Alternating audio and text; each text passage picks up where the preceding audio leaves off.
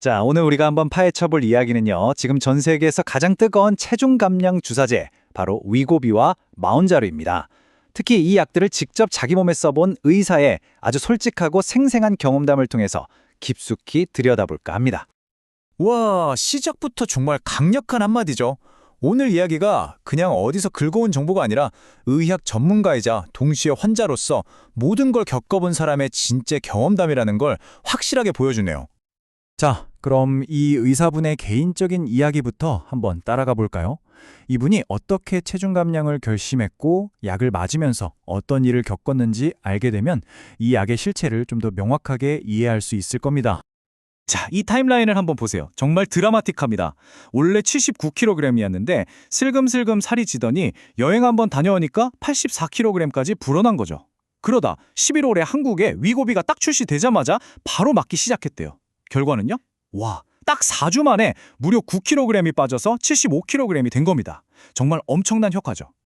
자, 그럼 이제 약을 처음 딱 받았을 때 사용자가 마주하게 되는 아주 현실적인 차이점들을 한번 들여다볼게요. 요즘 가장 대표적인 두 약, 위고비와 마운자루를 직접 비교해 보겠습니다. 이게 정말 재밌는 부분인데요.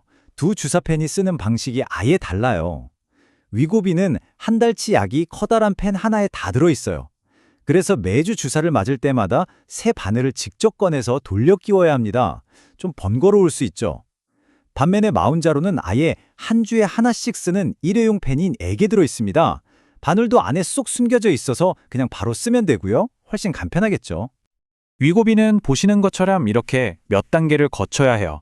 바늘 끼우고, 용량 맞추고, 버튼 누르고. 하지만 이 의사분 말로는 바늘이 워낙 가늘어서 아프거나 한 건 거의 없었다고 하네요. 그런데 마운자루는요?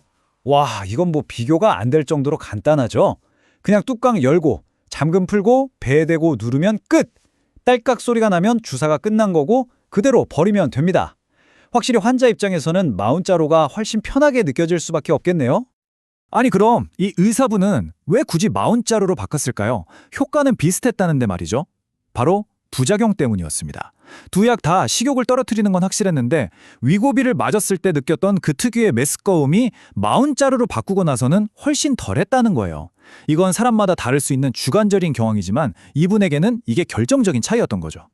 자, 좋습니다. 그럼 도대체 이 약들이 어떻게 우리 몸에 들어가서 이런 일을 벌이는 건지 그 과학적인 원리를 한번 제대로 파헤쳐 보겠습니다.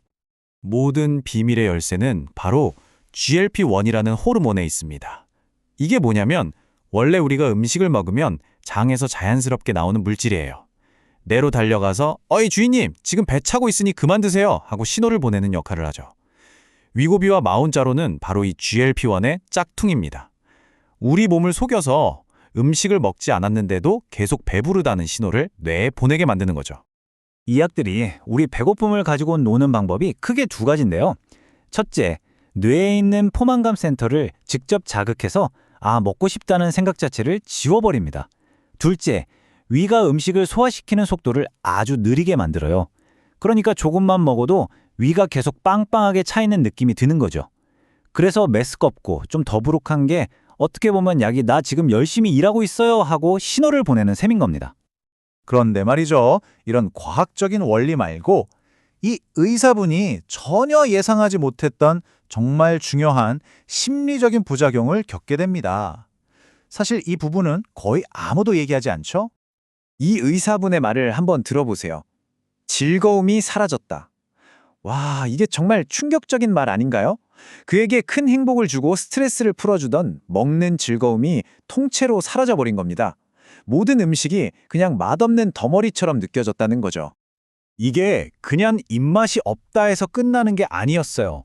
음식에 대한 즐거움이 사라지니까 사람들을 만나서 외식할 이유도 없어진 거죠. 그러다 보니 자연스럽게 집에만 있게 되고 전반적인 삶의 활력이 뚝 떨어지는 걸 느꼈다고 합니다. 자, 그럼 잠깐 개인적인 경험에서 한 발 물러나서 좀 더 큰 그림을 한번 볼까요?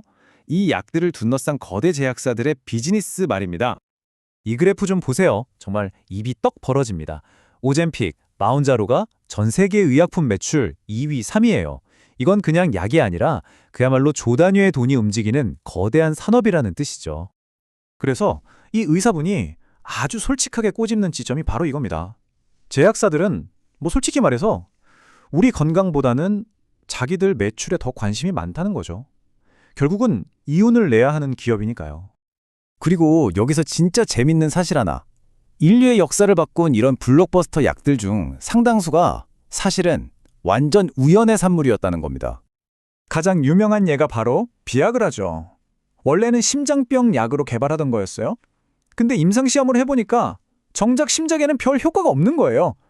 대신에 남성 참가자들한테서 아주 예상치 못한 부작용이 나타난 거죠. 제약사는 바로 깨달은 겁니다. 이게 더 돈이 되겠는데? 하고 말이죠. 그래서 약의 방향을 완전히 틀어서 대박을 터뜨린 겁니다. 자, 그럼 이 모든 이야기들을 종합해서 최종 결론을 한번 내려볼까요? 이 의사분이 우리에게 해주는 마지막 조언, 이게 정말 중요합니다. 사람들이 제일 걱정하는 부작용이 뭐냐고 물어보면 바로 근육 빠지는 거 아니냐고들 하세요. 그런데 의사분은 그게 약 때문이 아니라고 딱 잘라 말합니다. 그건 그냥 굶어서 생기는 문제라는 거죠. 어떤 다이어트든 무작정 굶어서 급하게 살 빼면 근육이 빠지는 건 당연하잖아요. 그래서 그가 내놓는 처방전은 아주 명확합니다. 이건 선택이 아니라 필수예요. 첫째, 근육을 지키려면 무조건 단백질을 많이 드셔야 합니다. 고기, 닭고기, 두부, 콩 같은 것들이요. 둘째, 근력 운동 꾸준히 하셔야 합니다. 마지막으로 가장 중요한 건데요. 이 약을 무슨 요술봉처럼 생각하면 안 된다는 거예요.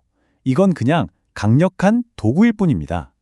이 도구를 어떻게 잘 쓸지는 전적으로 나 자신에게 달려있다는 거죠. 결국 이 모든 이야기는 하나의 질문으로 돌아옵니다. 살을 빼는 것, 물론 중요하죠.